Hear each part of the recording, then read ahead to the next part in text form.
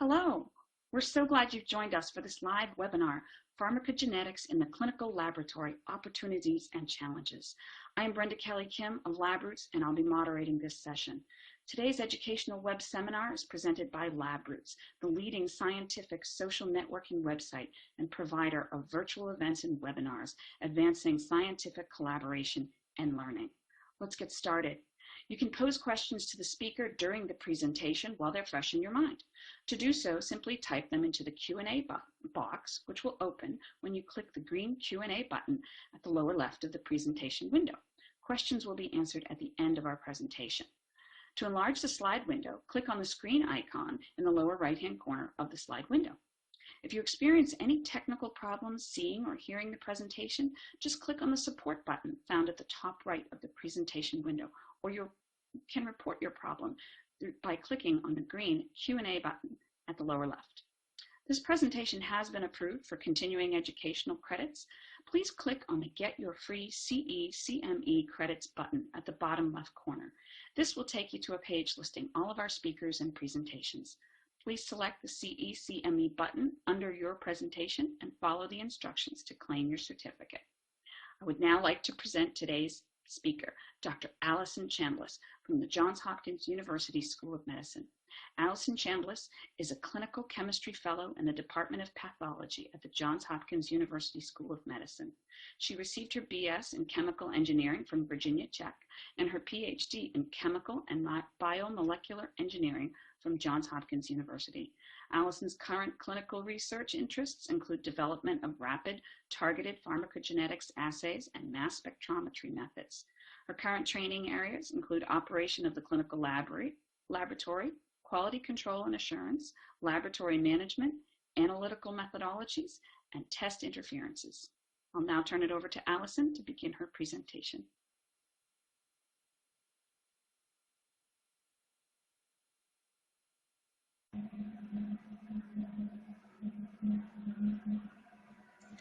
Thank you, Brenda, for the introduction, and thank you all for tuning in today.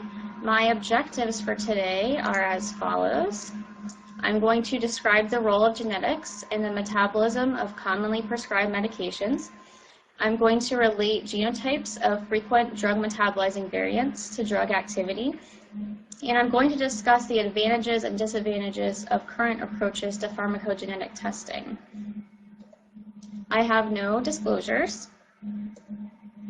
And starting off with a little bit of background, a patient's response to a drug is affected by many factors, including not only drug dose, but also adherence and compliance to a dosing regimen, interactions with other drugs taken, pertinent clinical background and disease state, as well as genetic variability, which can impact how efficiently a patient metabolizes a drug. Non-optimal levels of pharmaceuticals are a major cause of adverse clinical events, such as adverse drug reactions, which can occur when toxic levels of a drug have been reached in a patient, or it can also be when not enough drug has been administered to be effective in a patient's system. So these scenarios can result due to failures in drug dosing, drug selection, or inefficient drug metabolism.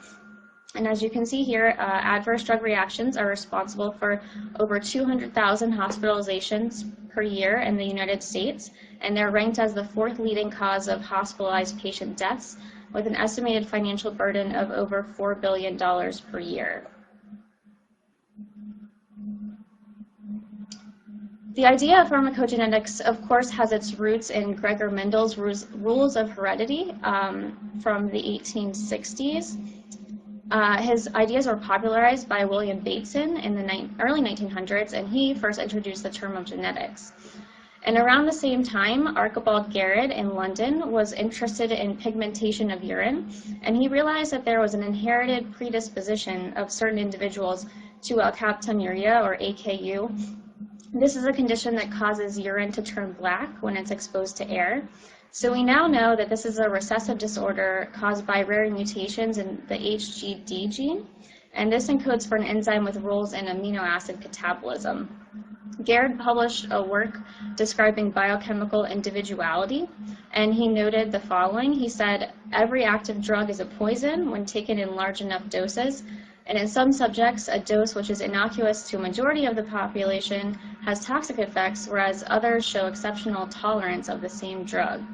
So this was one of the first known descriptions of genetic predispositions to variations in drug metabolism, and thus is part of the foundation for the idea of personalized medicine.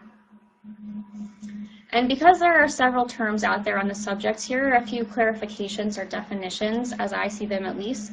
Pharmacogenetics, which I'll often refer to today as PGX, generally focuses on one single drug-gene interaction, while pharmacogenomics tends to focus more on a broad genome-wide association, which can incorporate other elements of genomics such as epigenetics. However, these two terms are often used very interchangeably.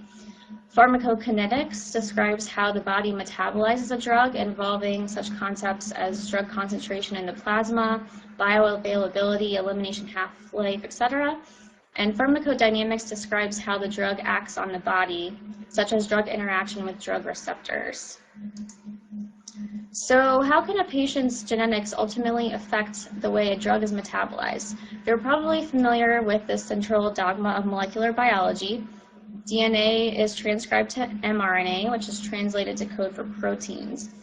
Mutations in DNA can occur in various regions of the gene, including coding or non-coding regions. So this could lead to many consequences of varying severity, including low transcript or low mRNA expression, decreased transcript stability, altered transcript sequence, or there could be no effect whatsoever. And so ultimately, depending on the type of mutation, the protein might have either the expected function, as you see here in green, or its function could be altered, or there could be no function or expression whatsoever. And pharmacogenetic mutations that I'll be talking about today typically occur as single nucleotide polymorphisms, or SNPs, SNP, which are one base pair differences. They could be a base substitution, a deletion, or insertion of a base. And these types of mutations are actually estimated to occur about in 1 in every 1,000 bases on average for each of us, even though we may seem relatively healthy. And that's because the vast majority of these changes are considered normal or benign variations, and they do not cause disease. However, SNPs in coding regions can alter the protein structure and thus potentially alter protein function. So going back to a little bit more history, specific gene-drug interactions were first discovered in the 1950s, which forms the basis for modern-day pharmacogenetics. Firstly, Alf Alving and his co-workers at the University of Chicago observed during World War II that approximately 10% of African American soldiers, while a much smaller number of Caucasian soldiers, developed acute hemolytic crises when given an average dose of primaquine, an anti-malarial drug. And it was later shown that the sensitivity is caused by a deficiency of the glucose-6-phosphate dehydrogenase enzyme, which altered erythrocyte metabolism. And we now know that the gene encoding for this enzyme, the G6PD locus on chromosome X, is actually one of the most polymorphic genetic sites in humans. Next, there was the drug succinylcholine, which was introduced clinically in the 1950s as a muscle relaxer administered as an adjunct to anesthesia. This drug causes muscle paralysis, usually only for a few minutes, but in some cases it was found to prolong its effects for up to 1 hour or more. And we now know that the prolonged effect is due to altered kinetics of a pseudocholinesterase enzyme that's involved in this drug's metabolism. Family studies showed that deficiency of this enzyme is inherited as an autosomal recessive trait. And another interaction that was discovered around this time in the treatment of tuberculosis was the drug isoniazid. Peripheral neuropathy was observed in some patients taking this drug, and it turns out this is due to slow acetylation of the drug, which is the main method of metabolism in the body. Slow acetylation and therefore slow metabolism led to higher parent drug concentrations compared to metabolite concentrations, and this caused toxicity through nerve damage. And on the other hand, you could have some people with fast metabolism, fast acetylation, and these patients tended to have higher concentrations of the drug metabolite instead of the parent drug, and this caused severe liver damage in some patients. And it was later shown that these variations were inherited mutations in the N-acetyltransferase 2 gene on chromosome 8. A predominant family of enzymes involved in drug metabolism is the Cytochrome P450 family, or CYP P450. These enzymes catalyze oxidation of organic substances in the liver. They make drugs more polar and thus ultimately allow for their elimination in the urine. They're responsible for the metabolism of over 75% of commonly prescribed drugs. You're going to hear about some of these specific enzymes in the case reports that I'm going to go over later in this presentation. The CYP450 enzymes contain a heme cofactor and have a pigment to them, thus the P in their name, and they have an absorption maximum at 450 nanometers when reduced with carbon monoxide. And the genetic sequences coding for these enzymes are known to be very polymorphic, so this means that a relatively high number of people in the population have genetic variations in these regions. But it's important to note that these genetic variations themselves do not cause disease. They only cause altered drug metabolism if a patient were to take a drug that is metabolized by the affected enzyme. And these enzymes have a particular naming scheme that you may have come across. The first number after the CYP corresponds to the enzyme family. The letter corresponds to the enzyme subfamily, and then the next number corresponds to a specific isoform or gene. And the number with a star next to it at the end indicates the allele or the particular type of variant or sequence that the patient has. Star 1 typically is used to indicate the wild type allele or the allele that most of the population has, and then other numbers represent other variations in sequences that have been discovered. And again, these may or may not significantly alter drug metabolism. And also note that patients can be heterozygous or homozygous for these alleles. So homozygous mutations occur on both alleles and will tend to cause more severe alterations than heterozygous mutations where only one allele is altered. And here you can see the wide variety of drug classes of the CYP450 enzymes.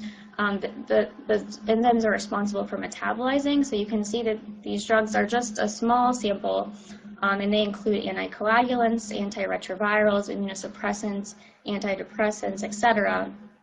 And the genes that encode these enzymes have been studied pretty extensively due to their polymorphic nature, and they've been studied in different populations. Frequency of the variants largely depends on geographic location and ethnicity, with some populations showing little to no variations and some showing wide variations in more popular alleles than just the wild type. And the idea of pharmacogenetics is that a single nucleotide polymorphism, or SNP, in the gene encoding for an enzyme, whether it be for a CYP450 enzyme or any other enzyme involved in drug metabolism, that this SNP will cause altered response to a drug. So here we have just a basic example, hypothetical example, where there are three classes of people with different genotypes in a particular genetic region known to code for a drug metabolizing enzyme. The blue people are considered normal or wild type. The yellow people have a SNP of a C instead of a G in one location, and the pink people have a SNP of a G instead of a T in a different location. And so these genotypes aren't typically known when someone is prescribed a drug, so all of these people would probably be given the same standard dose of a drug that may be metabolized by the enzyme involved. And with that dose, the blue wild-type people will be treated effectively. However, the SNP in the yellow people could cause them to metabolize the drug too slowly, such that maybe little active metabolite is produced and the drug is not really effective in their system and the drug doesn't work for them. On the other hand, the SNP in the pink people might cause them to metabolize the active product too quickly and cause high, perhaps toxic levels of a metabolite in their system, and that could cause severe side effects. So this brings about the idea of the relationship between genotype and phenotype. Drug metabolizing phenotype is typically divided into 4 categories, as you can see here. Normal patients are considered extensive metabolizers. So if an enzyme is affected such that metabolism is slowed, that genotype could lead to an intermediate metabolizer phenotype, typically a heterozygote for a slow metabolizing mutation, or a poor metabolizer phenotype, which is typically a homozygote for a slow metabolizing gene, although you can have different variations of the alleles, as you can see at the top here. On the other hand, if the enzyme is affected such that mutation is the metabolism is too fast, that genotype is called an ultra-rapid metabolizer phenotype. And the example here at the bottom is for the drug depresoquin, an antihypertensive drug, and that is converted to its active metabolite 4-hydroxydepresoquin in the body. And so in this case, it's the metabolite, the 4-hydroxydepresoquin, that has the true desired clinical effect. So this chart plots the metabolite ratio on the bottom. So that's the urinary metabolite ratio of the parent drug, depresoquin, to its active metabolite, 4-hydroxydepresoquin. And if the patient metabolizes too slowly, so the poor and intermediate metabolizers, you'll see that they'll have a high concentration of the parent drug relative to the metabolite. And thus, they're going to need more metabolite and require a higher dose of the drug in order to get the desired clinical effect. On the other hand, if the patient metabolizes too quickly, as on the left side, they're going to have a low concentration of parent drug relative to the metabolite. Thus, they have too much metabolite and may need a lower dose of the initial drug to get the ideal clinical effect without having side effects. So once you know a patient's genotype for a particular polymorphic allele, you can predict their phenotype, from these 4 phenotype categories for metabolism of drugs involving that allele or involving that enzyme. This can allow the physician to avoid drug toxicity by choosing a drug that will be metabolized properly by the patient, or by just reducing the dose of a drug already being taken. Pharmacogenetic testing can also allow for increased efficacy, so for drugs to work better in the same way, by aiding in identifying patients who will respond well to a particular drug and adjusting dose accordingly. So now I will go over a few real reported case studies to illustrate some scenarios in which pharmacogenetics testing either did help clinical outcome or could have aided in clinical outcome. So this first case occurred in 2005 in Toronto, and you can see the reference here of where this case was reported. So it was a newborn male infant who was born after an unremarkable pregnancy and delivery, seemed healthy at first. And on day 7, he became lethargic and developed difficulty breastfeeding. He was taken to his pediatrician a few days later, but found to have regained his birth weight, so things looked better. But the next day, the infant showed gray skin color and decreased milk intake. And unfortunately, on day 13, an ambulance had to be called, and the baby was found cyanotic without vital signs, and resuscitation was not successful. So upon post-mortem analysis to determine what had happened to this infant, several disorders were ruled out: thyroid disorders, fatty acid oxidative disorders, and they ended up doing some toxicology testing. By GCMS, they found a blood morphine concentration of 70 nanograms per ml in the infant. So the mother had been taking Tylenol, a combination of codeine and acetaminophen, and typically if codeine or morphine is administered to the baby directly, you would only see 10 to 12 nanograms per ml in the baby of morphine concentration. When the drug is coming to the baby through the mother's breast milk, because the mother is taking the drug, therapeutic range should be less than 2.2 nanograms per ml. So 70 nanograms per ml was very, very high. And it was discovered that the mother had experienced some signs of Tylenol or codeine toxicity, somnolence, and constipation, and she ended up having to halve her dose. And she had frozen some of the milk that the baby was not drinking, so they were able to measure that morphine concentration at 87 nanograms per ml. So again, very high. Codeine is metabolized in the liver in several different ways, but one of the main steps is the conversion of codeine to morphine by the CYP2D6 enzyme, which is part of the CYP450 family. This enzyme catalyzes the O-demethylation of codeine to morphine. It's very polymorphic, and one of the most common variations is a gene duplication, resulting in an ultra-rapid metabolizer phenotype. So this can result in serious opioid toxicity just from normal or considerably small doses of codeine. And the frequency of these types of variations, again, varies by geographic location and ethnicity. In some European countries, the frequency is thought to be 1%, while in Ethiopia, it's a staggering 29%. So the mother was, after the fact, genetically tested and was found to be heterozygous for the sub-2d6*2a allele with star2 gene duplication. So this classifies her as an ultra-rapid metabolizer for drugs that use sub-2d6 for metabolism. And so when she takes codeine, it leads to an increased formation of morphine. And you can see example measurements here from another publication. And this plots the ratio of morphine levels to ingested codeine for the different sub-2d6 genotypes. So you can see the PM, the poor metabolizer on the left, the extensive metabolizer or the wild type in the middle, and then the ultra-rapid metabolizer on the right. And so this patient was classified as an ultra-rapid metabolizer, and these patients show significantly higher morphine levels than normal or extensive metabolizers and much more than poor metabolizers. And the percentages next to these phenotypes show the estimated frequencies of the US population for these particular phenotypes. So interestingly, it's estimated that a typical dose of codeine is essentially a placebo to 10% of the population, where it's too active in 1 to 2% of the population. And cases such as this one led to an FDA news release in 2007 warning of the risk of increased metabolism of codeine to morphine, specifically in nursing mothers. The FDA advises clinicians to prescribe the lowest dose needed for the shortest amount of time in general, and they require manufacturers of prescription codeine medicines to include this type of information about codeine ultra-rapid metabolism in their drug package insert information.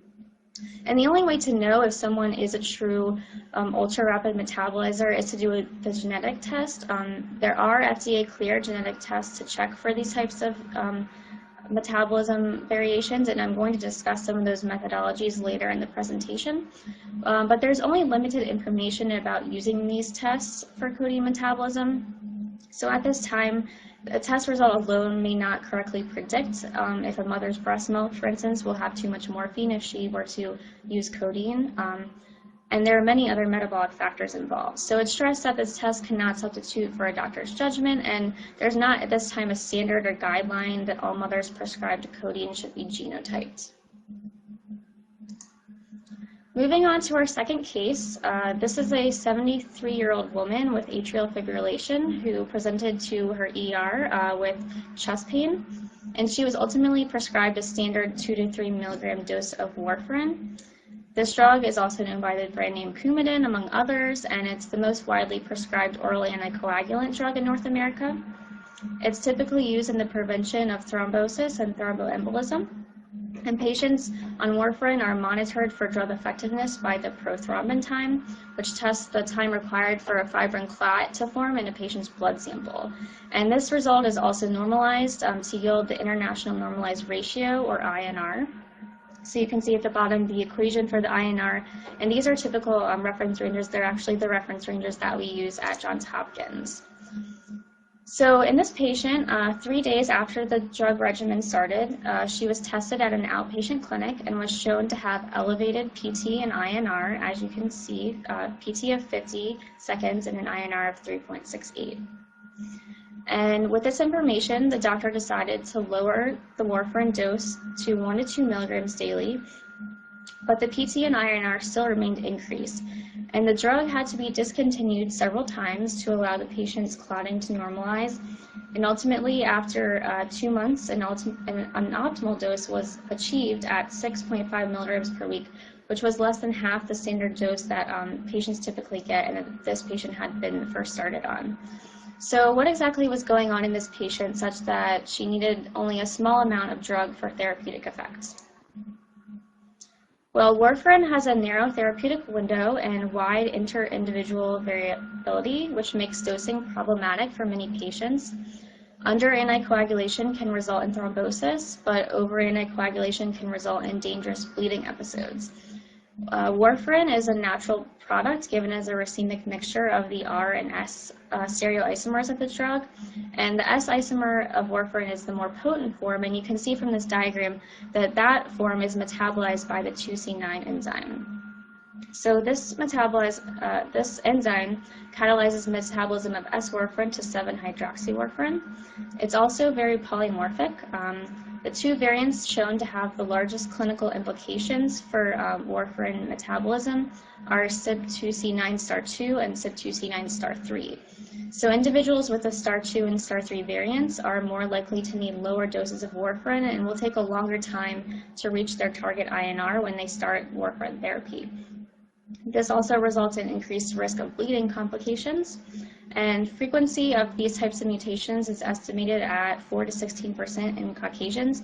And of note, there is variation in the vitamin K epoxide reductase gene, VCORC1, and this also plays a large role in variability of warfarin response.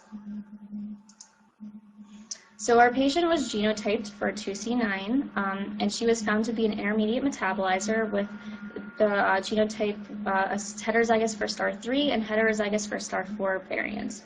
So this puts her at risk of over-anticoagulation and bleeding complications, and it means that she will probably require smaller maintenance doses and it will take a longer time to stabilize her dosing. So this patient ended up being fine. She continued to receive the lower dose of 6.5 milligrams per week and had the desired clinical effect without side effects.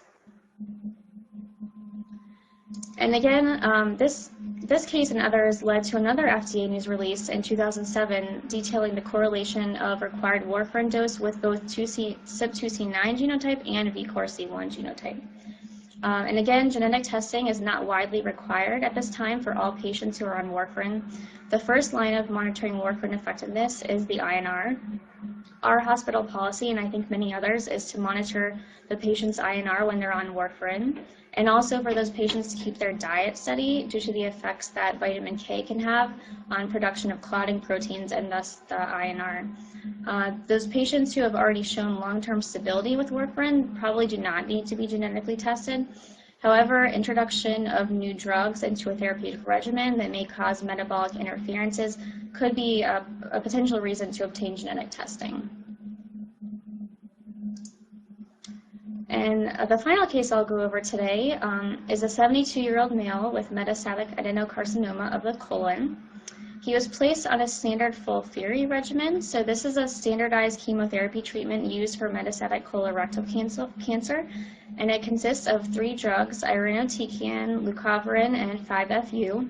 And this regimen is administered by IV every 2 weeks. And we all know that chemotherapy in general can cause a wide range of side effects and discomfort, but this patient particularly had effects of neutropenia, diarrhea, and mucositis, and these concern the doctors for drug toxicity in particular. So they decided to quantify the active metabolite of irinotecan, that is the SN38 molecule, and they did this with an area under the curve calculation. So they plotted the concentration of the metabolite over time and found an AUC of 929 nanograms per ml per hour. And because this drug regimen is pretty well standardized and characterized, it was recognized that this concentration was about 4 times higher than what most patients experience on this regimen. So the doctor decided to decrease the irinotecan dose by 50% because that's known to give most of the side effects that the patient was probably experiencing. And this decreased the AUC of the SN38 molecule to 476, which is again, which is lower, but again higher than what most patients are experiencing. The patient's symptoms pretty much improved at this point, so they kept him on this dose. However, after the 5th medication cycle, the neutropenia recurred, and the doctors decided to discontinue therapy at one point for a month due to the mucositis and diarrhea side effects. Eventually, the patient's disease was controlled with a 70% dose reduction. And you can see from this diagram, irinotecan is actually partially metabolized by the CYP3A enzyme family at the top here, but its active anti-tumor metabolite, SN38, is further metabolized by an enzyme of another family called the UGT, or uridine diphosphate glucuronol transferase enzyme family. So this UGT1A1 enzyme clears drugs and endogenous substances such as bilirubin by a glucuronidation modification. It inactivates the active metabolite of irinotecan, SN38, to eliminate it via the bile. And there are known variations in the gene's TA repeat length in the sequence that may lead to decreased gene expression and can cause accumulation of the metabolite SN38, and this can cause these toxicity symptoms, which include diarrhea, leukopenia, neutropenia, nausea, and fever. So it sounds very familiar, just like what our patient was experiencing. So this patient was genotyped, and he was found to be heterozygous for 2 different UGT1A1 polymorphisms.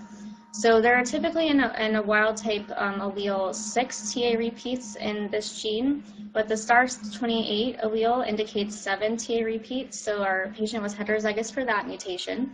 And he was also heterozygous for another base substitution of a G to an A in that gene, which is classified as the STAR6 mutation.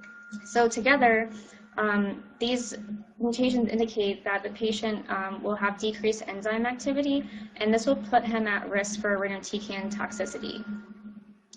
And again, the drug label for irinotecan, or the brand name Camtastar, does now contain a warning about UGT1A1 variations.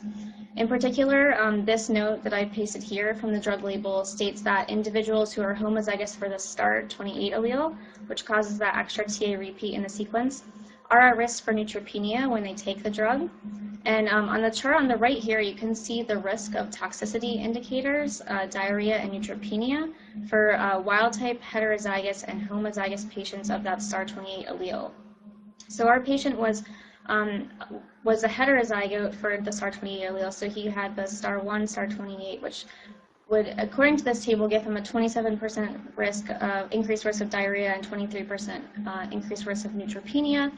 But considering that he had an additional mutation in the UGT1A1 gene, he was probably affected more severely than this chart may suggest. And aside from these 3 drug-gene interactions that I've described in these cases, there are many, many more polymorphic drug-gene interactions that have been described. And now there are over 100 FDA-approved drugs with pharmacogenetic information on their labeling describing such interactions. The FDA website offers a really nice descriptive list of such relationships, and you can see where I pasted this chart here from this link, FDA link at the bottom. In particular, you may be familiar with another anticoagulant, clopidogrel or Plavix, which is metabolized by the polymorphic CYP2C19 enzyme, as you can see in the figure on the right here. Another one is abacavir, an antiretroviral that's used to treat or prevent HIV and AIDS, and hypersensitivity to this drug is caused by mutations in the HLA-B gene, which is also known to be polymorphic. There is tamoxifen, the selective estrogen receptor modulator used in the treatment of breast cancer. And like codeine, this drug is largely metabolized by the polymorphic CYP2D6 enzyme. And interestingly, in the US, CYP2D6 genetic testing is not discussed on the FDA-approved drug label, but there are recommendations for this testing from the Royal Dutch Pharmacists Association. And one of the hallmark gene-drug interactions for pharmacogenetics is the immunosuppressant azathioprine, which is metabolized by the polymorphic enzyme thiopurine S-methyltransferase, or TPMT. And there are at least 13 well-characterized alleles of the gene encoding for this enzyme, and genetic testing can identify patients who are at risk for hematopoietic toxicity of that drug. So now moving on to some different methodologies that can be used for pharmacogenetic testing. Because these mutations are germline rather than somatic mutations, this means that they occur in all cells from birth and they're not acquired like tumor mutations.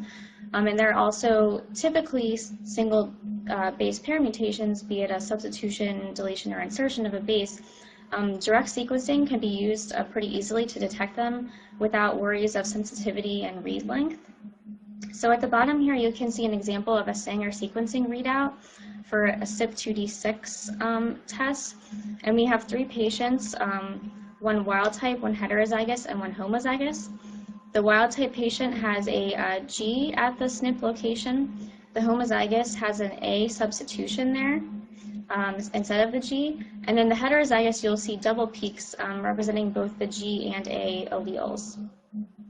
The upside of sequencing methods is that, for this purpose at least, is that they can detect any sort of mutation in the targeted sequence, be it rare or relatively common. If there's an alteration in the sequence that you're sequencing, you will see it no matter what it is.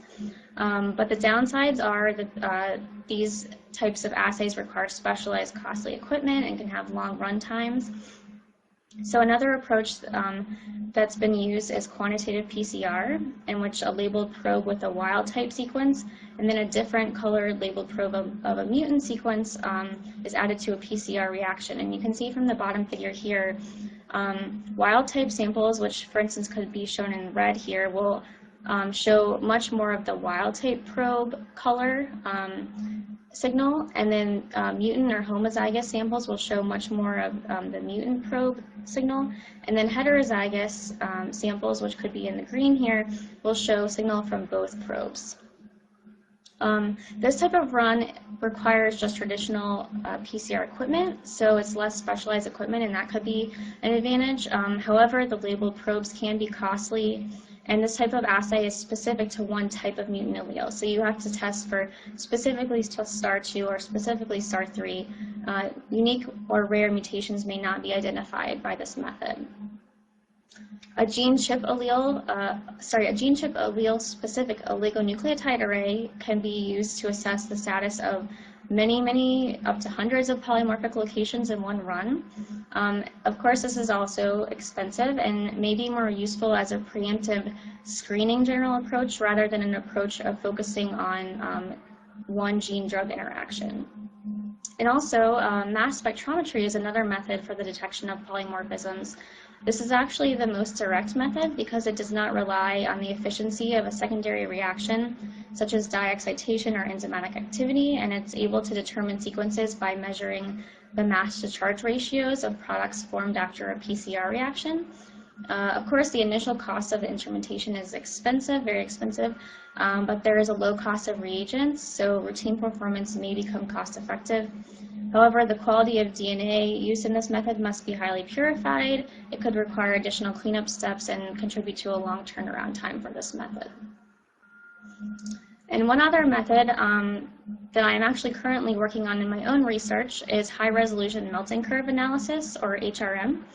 In this approach, PCR-amplified DNA in the genetic region of interest is incrementally heated to a point that breaks the double-stranded DNA into single-stranded random coils. And this will cause a sharp decrease in detection with a nucleic acid dye, such as cybergreen, as you can see on the graph here. And the point at which this decrease occurs is called the DNA's melting temperature. So genetic mutations in the amplified sequence can be detected by a shift in the melting temperature from a control sample, a wild type sample. So here you can see an example of ours for the CYP2D6. We have DNA controls that are wild type, heterozygous, and homozygous mutant for this mutation. And the heterozygous, and even more so the mutant homozygous samples, their DNA melting temperature is shifted significantly to the left, allowing for us to call them non-wild type.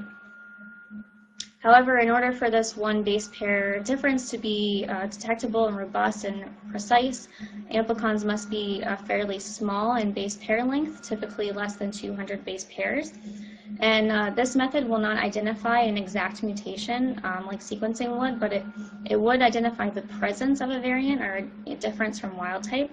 Thus, HRM might be an ideal tool to use for screening for CYP450 variants in advance of more expensive or more complex confirmatory testing that would only be needed for the samples that are deemed not wild type from the screen. Here's a list of current FDA-cleared assays for assessing drug metabolism related mutations.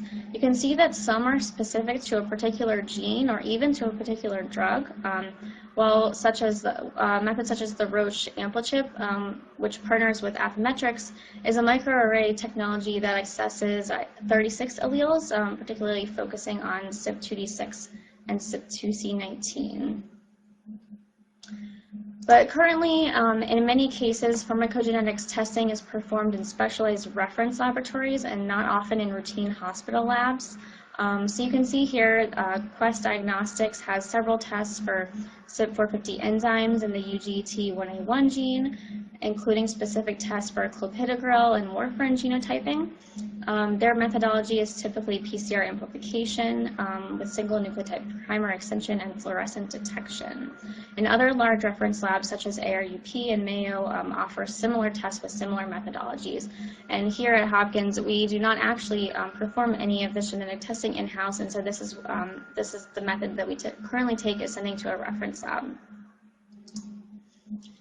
And it's important to note that results from these tests should provide some sort of interpretive information. So reference labs or clinical labs that decide to validate and run these types of tests should provide some sort of interpretation with these results. Here's an example report from a Hopkins send-out test for CYP2D6 genotyping for tamoxifen specifically.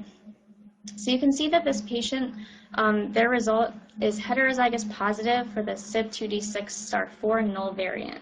And then the interpretation actually offers how this mutation will affect metabolism of tamoxifen specifically. So it says tamoxifen status reduced effectiveness. Alternate therapy should be considered for patients with this genotype. So that's very helpful information for clinicians, and it's definitely needed with this type of testing. And here's another example report for the CYP2C9 genotyping, specifically for warfarin. This patient was genotyped, but this test includes 2C9 and VCOR-C1 genotyping. And this patient was negative for a particular variant that was tested for VCOR-C1, and negative for another variant, and also for CYP2C9, they consider this patient a normal metabolizer. However, you'll see at the bottom here, there's a little caveat. This test cannot rule out the possibility that the patient is a carrier of another rare mutation causing high sensitivity to anticoagulation effects of warfarin therapy. So if you're using targeted methods like some of the ones that I mentioned that are looking for specific alleles, *4, *6, that sort of thing, the patient may result negative for those mutations, but it's possible that the patient may have another rare mutation, and that should be taken into consideration when these types of tests are ordered and interpreted. And then other than the technical barriers and the struggle to develop a cheap and convenient testing methodology for routine clinical use, as I've already touched over a little bit, there exist several other barriers to bringing routine pharmacogenetics testing into the clinical lab. There is a nice review published by Lamb in 2013, as you can see at the bottom, which nicely summarizes a lot of those issues. One of them is long turnaround times for currently available tests. Sometimes dosing of a drug to a patient cannot wait for the weeks that it might take to obtain a genetic testing result, and the patient might need to take the drug that day. The long turnaround times that currently exist are not really compatible with the way that the test should be used. There's also the complexity of pharmacogenetic test results and the need for interpretive information, as I've already mentioned. These are not your straightforward normal and abnormal test results. Some mutations may be benign, and some may have severe dosing implications, and this type of information should be readily available with the test results to aid the clinician.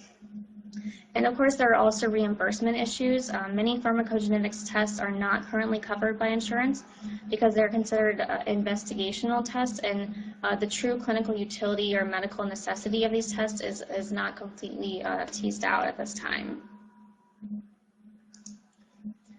But we are slowly overcoming some of the barriers. There have been some great initiatives recently in the past several years, such as the Human Genome Project the International HapMap Project, and the 1000 Genomes Project. And these initiatives are combining more and more information to allow for pharmacogenetics research and to determine these drug-gene interactions and discover more of them and classify the ones we do know more closely. Additionally, there's CPIC, or the Clinical Pharmacogenetics Implementation Consortium, and this is a huge initiative of the NIH, the FDA, and over 30 other institutions who are working together to compile genotype-phenotype relationships and concordant pharmacogenetics-based dosing recommendations. So you can actually go to their website. You can see it at the bottom, pharmgkb.org, and you can look up any drug or any gene and find if there's any available pharmacogenetic information. They'll have all of the FDA warning and drug labels for those drugs with the pharmacogenetics information conveniently highlighted. There's also a great initiative at St. Jude led by Mary Rilling and colleagues. It's called PG for Kids. And so this team is preemptively genotyping patients for over 200 known relevant pharmacogenetic genes. And so by preemptive, this means that the tests aren't ordered to assess metabolism phenotype for a particular drug that the patient is getting, but actually it's a broad screening of multiple genes that can be put into the medical record for the future in case later on the patient might be prescribed a relevant drug. And as of over 2 years ago now, they had this publication come out, and they had over 1,500 patients enrolled in this study. The genetic testing was performed by the Medical College of Wisconsin in a CLIA-certified laboratory. They used the Affymetrix drug-metabolizing gene chip assay. And interestingly, on the right here, you can see they found that over 78% of the patients they tested had at least one high-risk genotype, putting them at some sort of risk of toxicity or low efficacy for certain drug-metabolizing enzymes. And this information is going into the patient's electronic health record so that alerts can be generated when the patient is prescribed a drug that's related to their known mutations. And this is definitely a great model and a great use of genetic information. However, it's noted that this project is funded mostly by federal grants, and unfortunately, implementing this at other institutions may not be realistic without that funding. However, the Relling Group more recently came out with another paper describing how they've been able to expand their model to 4 other medical centers. So this table lists the institutions that are involved and which genotyping platforms they use and the number of genes that they can assess by those platforms. And the graph on the right shows the percent of their testing population that contains high-risk genotypes for particular genes. And it's kind of small, but you can see there are some CYP450 enzymes on there. And some genes, like CYP2C19, have percentages that go over 50% of the population, showing how prevalent these mutations can be and how important this preemptive testing may be to predict and prevent adverse drug reactions. So in conclusion, pharmacogenetics can and currently is taking us from a one-dose-fits-all approach or perspective to a more appropriate personalized medicine approach where patients can be given drug doses that are optimal to their unique enzyme activity. Ultimately, this can allow for optimal drug efficacy with minimized drug toxicity and several various clinical scenarios in all different types of drug classes. However, the implementation of these concepts clearly relies on the collaboration of clinicians, pharmacists, lab staff, insurance companies, and patients to ultimately get the right dose to the right person.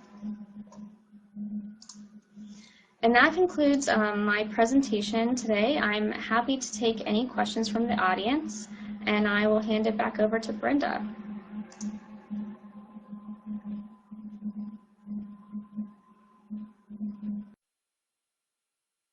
Thank you very much, Dr. Chambliss, for bringing that information to us. Very informative presentation.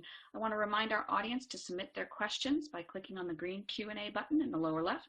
Type the question in the box, and we'll get to as many of them as we can.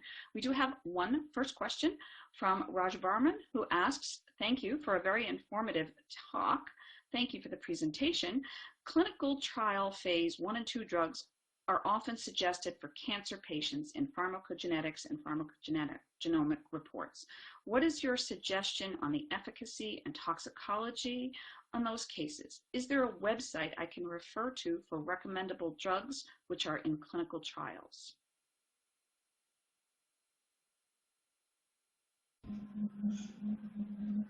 Thank you. Thank you for that question.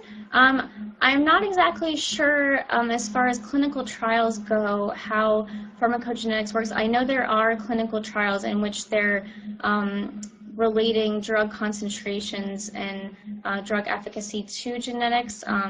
As far as a resource, I'm not completely sure about that specifically, but I would suggest going to the FDA website because they have a whole section about pharmacogenetics, and I'm fairly certain that they would list any active clinical trials going on and if there's pharmacogenetic testing or implications involved in those trials.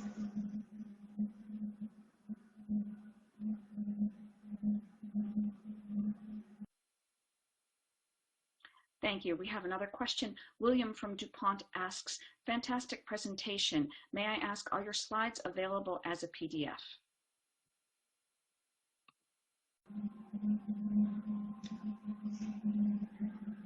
Thank you very much. Yes, so my slides should be available from LabRoots as a PDF. I'm not exactly sure. Maybe Brenda or someone from LabRoots can give you a better indication of how you can get those, but yes, I have offered for my slides to be available.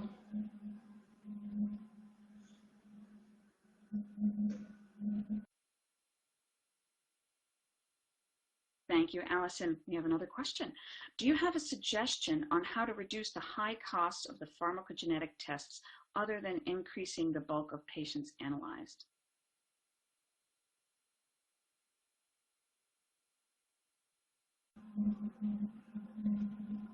Thank you, and that's a great question, and that's one of the biggest barriers that we have right now to getting this to be more routine type of testing. So our approach that we're taking here in our method development is we're looking into using cheaper screening approaches such as HRM, high-resolution meta-analysis, that can used as like a preemptive screening. It's very cheap, only a couple dollars per reaction, and they can reliably distinguish wild-type and non-wild-type patients for particular mutations. And then only those patients who are shown as non-wild-type would need the more, maybe more expensive, more confirmatory testing, and that can reduce the general amount spent on this testing, as opposed to giving everyone the upfront, more expensive testing. But I think, you know, as methods like next-gen sequencing and mass spec become more and more prevalent and the prices are actually going down, and Sanger sequencing and pyrosequencing reactions really aren't that expensive anymore, I think that definitely in the near future these tests are going to be more affordable. And it also depends on if you're looking at a preemptive screening approach of many genes versus if you're genotyping for one particular drug. And I think in the current case, in the current time, if you're only looking to look at one gene-drug interaction, if you're going to be prescribed, say, warfarin or something, it's really not that expensive at the moment to get that one gene drug panel tested. Where the expense comes into play currently, I think, is the large preemptive screening, large microarrays with several genes. So you kind of have to weigh if you want the preemptive more expensive, or if you want a particular specific gene-drug interaction at that time.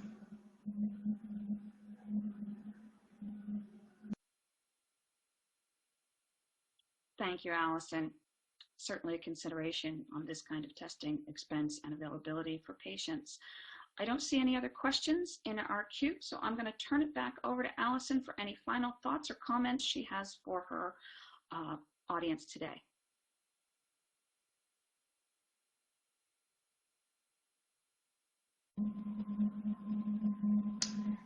Thank you all again for attending my presentation today and for your thoughtful questions. I hope you have enjoyed the LabRoots Clinical Diagnostics and Research Virtual Conference and can continue to do so throughout the afternoon.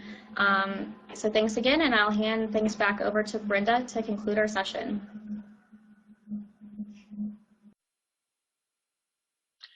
Thank you as well, Allison, for taking the time to bring this information to our audience. I want to let our attendees know that they'll be receiving an email from LabRoots alerting them when this broadcast will be available for on demand. I would invite any of our attendees today to forward that announcement to any colleagues who might have missed today's live event. We'd like as many people to be able to see the information brought here today. Thank you again to LabRoots and Dr. Chambliss. We hope we see you again.